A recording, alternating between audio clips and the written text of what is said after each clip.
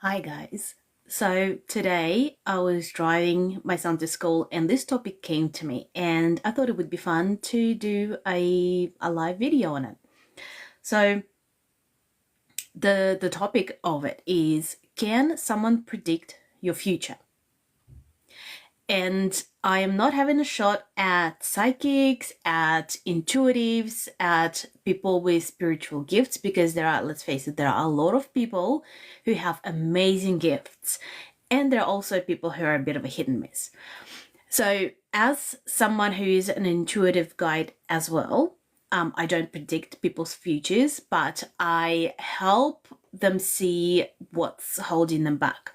I can sense and feel the frequency. I can see the frequency that someone is emitting and pinpoint what behind it is causing it, whether it's a block, whether it's a doubt, whether it's a misalignment of where they're on their path in their business or life. So I help people uncover that. And that is my gift. And there's a lot of people with different gifts out there. I'm not having a shot at people who are using those gifts and exploring the gifts.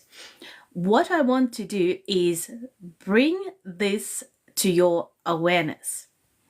When someone is seeking a service of a psychic or someone to tell them what's going to happen for them, maybe they're wanting something and they want someone to predict it for them. Is it going to happen for them? What keep this in mind is that when someone is doing a reading for you, they could pretend, like if they're good at what they do, they could be tapping into a timeline or into a reality where that thing exists. But multiple realities exist at the same time. They're just choosing to tap into that one and they can see what happens for you in that particular reality. So what you take from that is then up to you. The reality you create from that information is actually up to you. Let's say you had a reading done and they said everything you want for yourself is going to happen.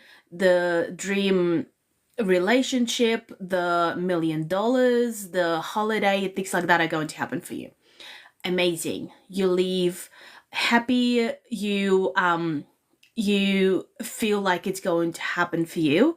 So it does help in the sense that it helps you release that doubt and control and let go of waiting for it to happen, right?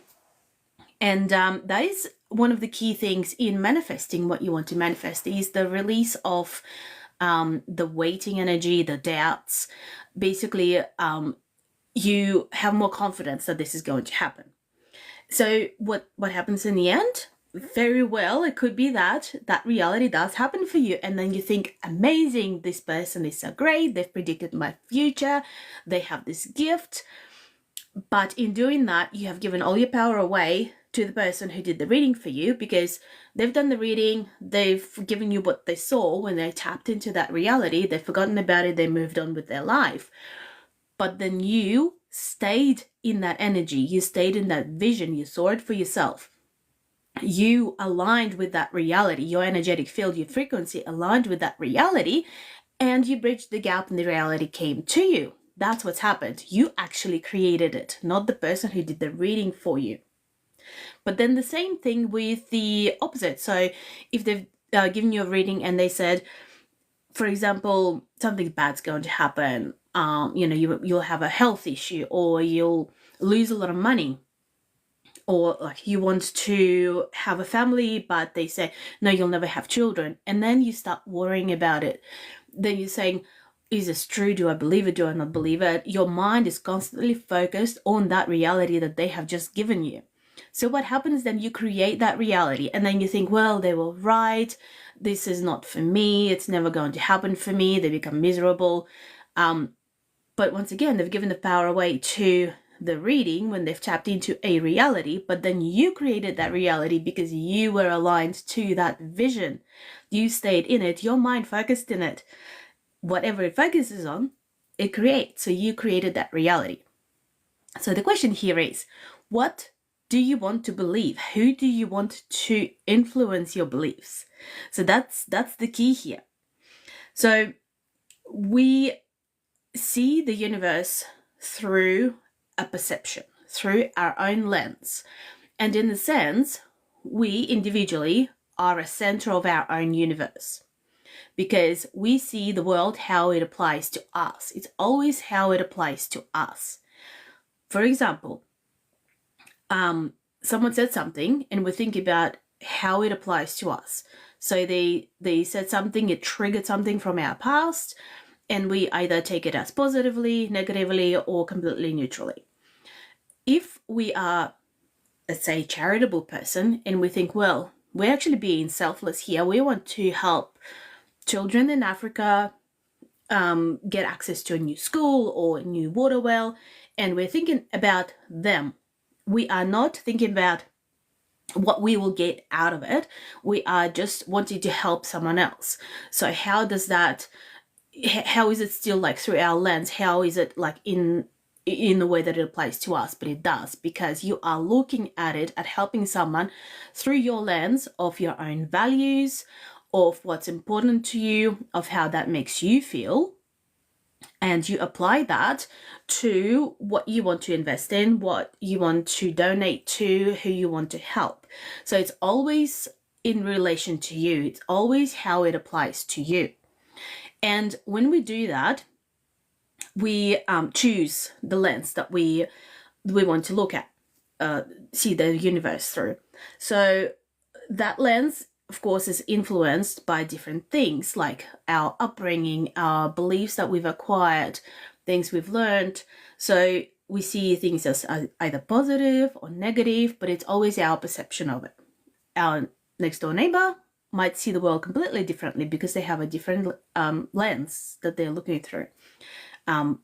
Partner, like your partner, might be have a completely different lens through which they see the universe, because they see it how it applies to them, and they have a set of beliefs, upbringing and everything that has created that lens. So they see it differently. There could be a match in some things, but ultimately they see everything how it applies to them, and you see it how it applies to you.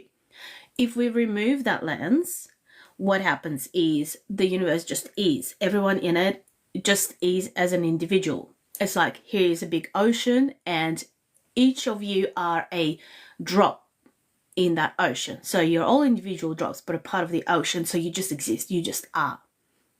But as soon as you start putting the lens on, then you become the center of your universe, and you see the universe through your lens that you have created.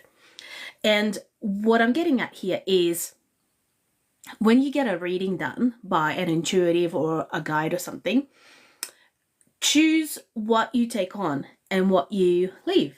Because when you listen to what they're telling you, what your reality is going to look like, you ultimately are applying that to your lens, and then you see your universe through that lens, and then you create that reality, because the universe just reflects to you what you already internally believe to be true. So don't give that power away, and understand that no matter how amazing the intuitive guide is, and some of them have amazing, very, very laser, sharp skills and gifts that they can tell you what your reality can look like. But remember, that is one of the possibilities, because there are so many possibilities that exist all at the same time. So which one do you want to choose for yourself? What do you want to believe? What do you want to take on and apply to your lens? And then you focus on that, because if you focus on the things you don't want, you create that reality. If you focus on the things that you do want, you create that reality. So be careful with what you choose and what you apply to your lens. And in my work with my clients and for myself, we actually learn to not only recognize the lens that we see the world, but also we try to remove it so that it doesn't actually influence our energy and what we try to project into our reality. We just choose which reality we want to tap into and remove the lens so that it doesn't influence where we end up. So that's the ultimate thing. But you'll always have some sort of a lens that gets applied to you because we are human. We are experiencing 3D world as a human. And the reason we're human is because our soul wanted to experience the world as a human. But there is a possibility where you can exist as both human and a spiritual person all at the same time, and you can get the best of both worlds. So you don't have to limit yourself by being human, by all of the limitations and influences other people are putting onto you, which are not even necessarily your beliefs and influences. They bring it to you from their own set of beliefs, their perceptions. But you can unlock your higher self and remove the limitations and live in both worlds so that you know how to bend the reality to what you want it to be. So that's what I wanted to tell you today. Just be careful with what you choose to believe. Don't necessarily take someone's word for it, because ultimately you're the center of your universe. You bend the reality to your will to be how you want to see your world. So you have the power to do that. When you tap into that timeline, that's what you create. No matter what someone has predicted for you, you can make that choice and you can choose differently. If you want help with that, of course, you can send me a DM. That's what I do with my clients.